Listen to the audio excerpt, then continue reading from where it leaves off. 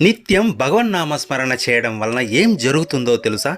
మీ చుట్టూ ఒక రక్షణ వలయం ఏర్పడిపోతుంది. అది ఎలా పనిచేస్తుందంటే, ఎంత పెద్ద సమస్య అయినా మీ వద్దకు రాగానే సులువుగా పరిష్కారం అయిపోతుంది. మీ పైకి వచ్చే శత్రువు ఎంతటి శక్తివంతుడైనా ఆఖరికి వాడి ఆలోచనలు మారిపోతాయి. ఆపద నుండి తప్పించుకుంటాం. భగవన్నామస్మరణపై విశ్వాసం ఉండాలే కానీ నిన్ను కింద పడకుండా కాపాడుతాడు దేవుడు.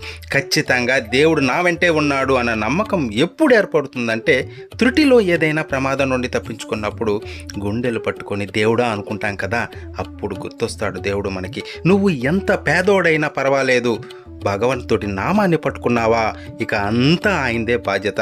భగవంతుడి నామం ఏదైనా పర్వాలేదు, మీ ఇష్టదైవం ఏదైనా పర్వాలేదు, ఉండాల్సిందల్లా నమ్మకం మాత్రమే. ఏమైనా దేవుడు నాతోనే ఉన్నాడనే గట్టి నమ్మకం మాత్రం ఉండాలి.